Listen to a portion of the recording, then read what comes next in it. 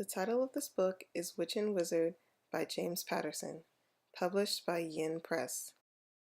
It is 256 pages spread across 10 chapters.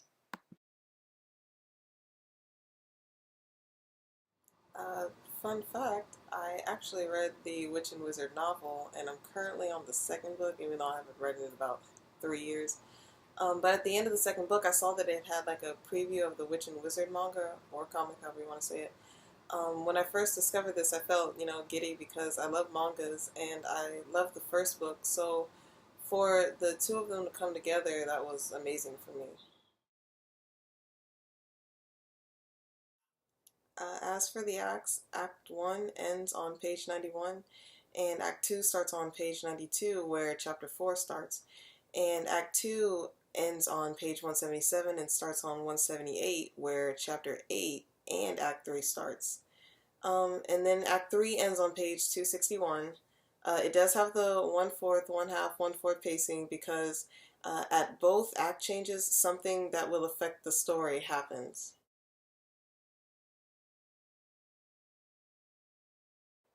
At the end of Act 1, Wit discovers a magical portal to the realm that will be used later on in the story.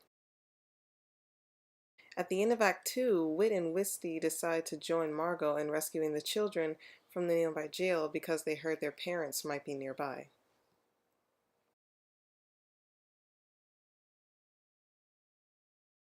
For a first volume, I think it has a solid story arc. The beginning is very clear because it starts off with Wit and Wisty and their parents with nooses around their necks standing in a crowd in an outdoor stadium. Here, Whitney narrates what's going on around them, but then tells us, the audience, that this event happens much, much later. So after that, we go to where everything started. The Allgoods just sleeping in their home, and some military men storm in and arrest them, all because Wit and Whitney are accused of being a witch and a wizard.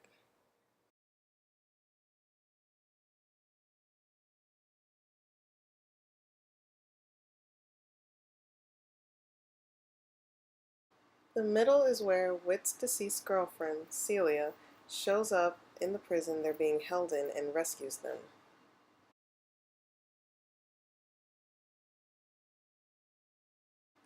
During this time, it really shows more of Wisty's magical abilities, like when she freezes the hounds, learns to control her fire abilities, makes the fork move to accuse an old lady of being a witch when she was trying to accuse Wisty, and disguising her brother as a security guard and transforming herself into a mouse.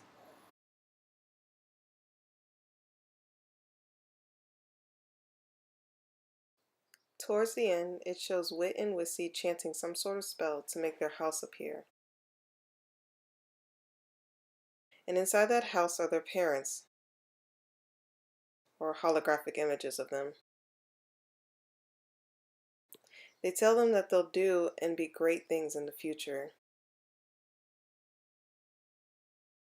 Then their mother has Wisty turn her drumstick into an actual wand, and their father takes Wit's book and basically turns it into a witch and wizard guidebook. Then they leave. After that, we end up back at the stadium. And long story short, Wisty gives some words of encouragement about not taking to oppression.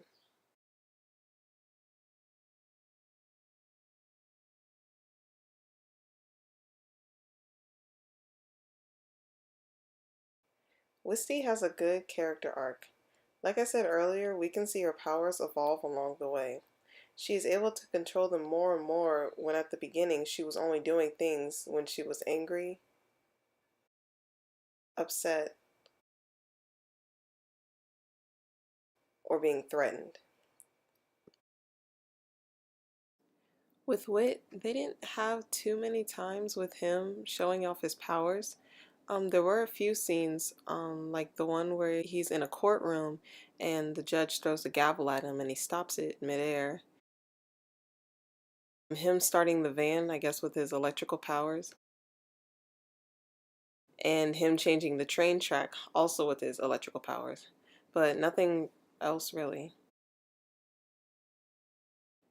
I believe Wit evolves more on a maturing level. He has to really step up and protect his sister once they're separated from their parents and thrown out into the world. They don't really understand what's going on. He also has to deal with the situation with his dead girlfriend, Celia. She's around, but he can't even touch her, and I can't even imagine how hard that must be for him.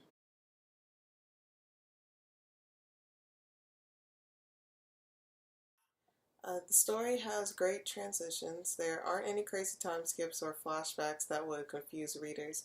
The only major transitions are the ones at the beginning and the end of with the stadium scenes. Everything else flows, rather nicely.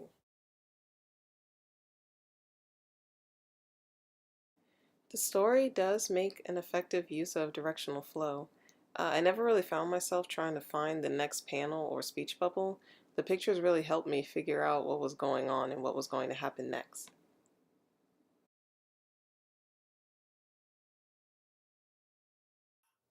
This is a really great comic slash manga, however you want to say it. It's sad that this is only the first volume because after finishing it, I want to read the other ones.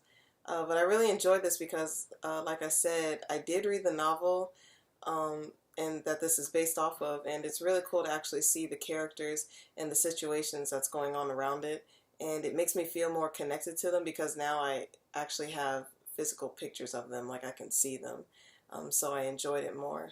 And if you do want to read this, I would highly, highly suggest it. Witch and Wizard by James Patterson.